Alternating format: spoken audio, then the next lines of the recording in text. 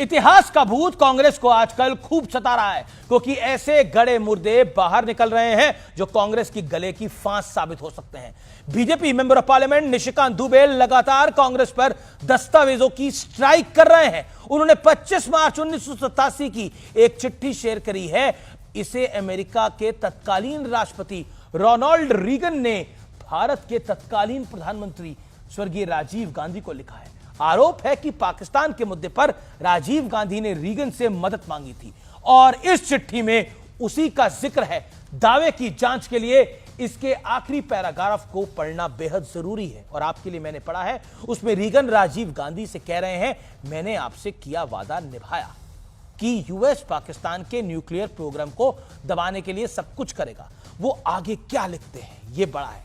आपसे आग्रह है कि पाकिस्तान के राष्ट्रपति जियाउल हक के साझा एक्शन वाले प्रस्ताव पर आप विचार करें। शिमला समझौते में तय हुआ था कि हमारे बीच कोई तीसरा देश नहीं होगा, लेकिन इस चिट्ठी की कहानी तो कुछ और ही बता रही है। आज जो ट्रंप चिल्ला रहे हैं, उन्होंने सपने में भी नहीं सोचा होगा कि एक दिन ये सारे राज टाइम ट्रैवल कर 2025 में जनता के सामने पहुंच जाएंगे। निशिकांत दुबे ने अमेरिका में कुछ खुफिया केबल भी शेयर कर डाले हैं। 12 दिसंबर 1971 में के इन दस्तावेजों में लिखा है कि 10 दिसंबर 1971 को इंदिरा गांधी ने कहा कि बांग्लादेश के गठन के बाद संयुक्त राष्ट्र के सीजफायर वाले प्रस्ताव को मानना सही होगा, ताकि अमेरिका के साथ और ज्यादा संबंध ना बिगड़े और इस आशंका का भी खात्मा हो कि चीन लद्दाख पर हमला कर सकता है। आगे सुनिए, दस्तावेजों में लिखा है कि तत्कालीन रक्षा मंत्री जो कि थे बाबू जगजीवन राम और कुछ बड़े सैन्य अधिकारी इंदिरा गांधी की सोच के बेहद खिलाफ थे। संभव है कि जिस बड़े सैन्य अधिकारी का जिक्र यहां पर हो रहा है वो फील्ड मार्शल सैम मानेकशॉ रहे होंगे।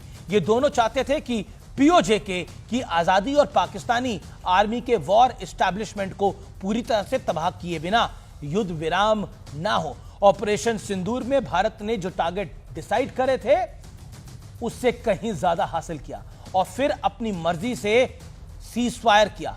खुद हमारी सेना ने इसकी जानकारी दी, फिर भी ऑपरेशन सिंदूर को फेल और ड्रामा बताया जा रहा है। अब इन लोगों को इतिहास की इस गवाही पर सफाई जरूर देनी होगी। पूरा देश इंतजार कर रहा है।